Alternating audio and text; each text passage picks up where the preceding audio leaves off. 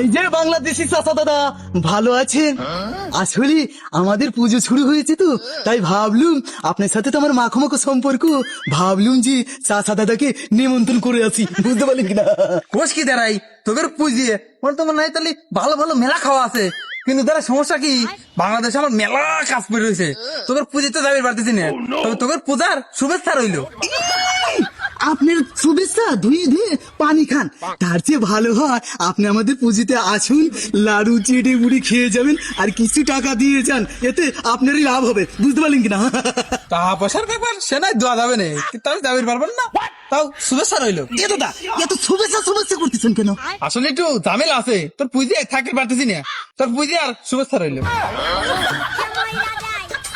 না, ইয়ে শালা তো দেখতেছি খালি শুভেচ্ছা দেওয়া শুরু করলো। কে দাঁড়ায় আমি তো শুভেচ্ছা জানাইছে না পারতেছি না, তুই বুঝতেছিস না, এখন শুভেচ্ছা জানায়া একটু ভাগে দাঁড়ালাম, যাই হোক পুজিয়ে আর শুভেচ্ছা রইলো।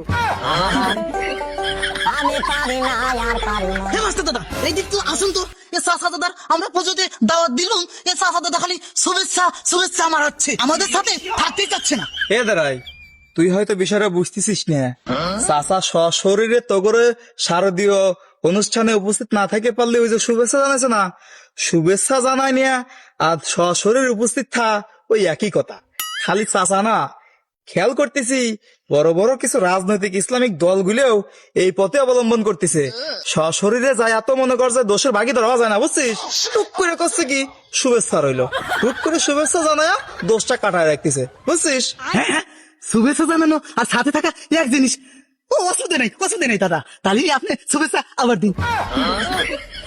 আচ্ছা শুভেচ্ছা রইলো।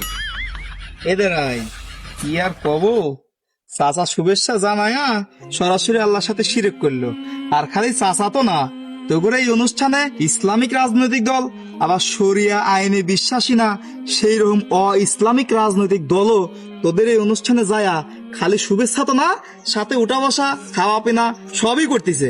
এটাই কোনো দোষ নাই যে এই একটা ইসলামিক রাজনৈতিক দল একটু শুভেচ্ছা জানাইছে, তাতেই মনে কর যে পানেতে চুন খুশি গেছে, বুঝছিস? যদিও এটা ঠিক আমি বলতেছি না, এটা অবশ্যই ঠিক না, কারণ শুভেচ্ছা জানানো আর তোদের পূজায় অংশগ্রহণ করা একই কথা, কারণ তোরা মূর্তি পূজা করতেছিস আর আমরা মহান আল্লাহ তাআলাকে এক স্রষ্টায় বিশ্বাস করি, সুতরাং তোদেরটা তোদের কাছে আমাদেরটা আমাদের কাছে, সুতরাং আমরা তোদের কোনো সময় শুভেচ্ছা জানাতে পারবো না, আবার তোরাও তো আমাদের কোনো ধর্মীয় অনুষ্ঠানে অংশগ্রহণ করিস না, যার যার ধর্ম তার তার কাছে, যার যার উৎসব তার তার কাছে।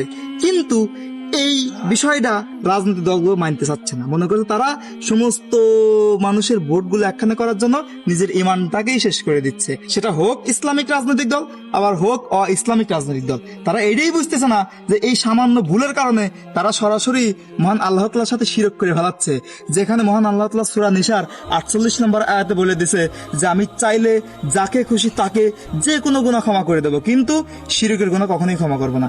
এই বিষয়গুলা আসলে জানি না তাদের ভিতরে আছে কিনা, কিংবা থাকলেও মানে কিনা, কত শতাও দেখার কিছু নাই, যে যার মতো যেভাবে খুশি চলতেছে আমরাও যে যার মতো যেভাবে খুশি দেখে যাচ্ছি, কিছু করার নাই রে দাঁড়াই। হ্যাঁ, মানুষ মাত্রই ভুল করে স্বাভাবিক, কিন্তু আমাদের ইসলামিক বিষয়গুলো নিয়ে অতি সজাগ থাকা দরকার, কারণ আমাদের দেশের মানুষ ধর্ম ঠিকঠাক ভাবে পালন না করলেও সামান্য পান থেকে চুন ফসলেই মনে কর যে পাগলামি শুরু করে দেয়, সুতরাং নিজেদের জায়গা ধরে রাখতে হলে খুব সাবধানে পা ফেলতে হবে, বুঝছিস?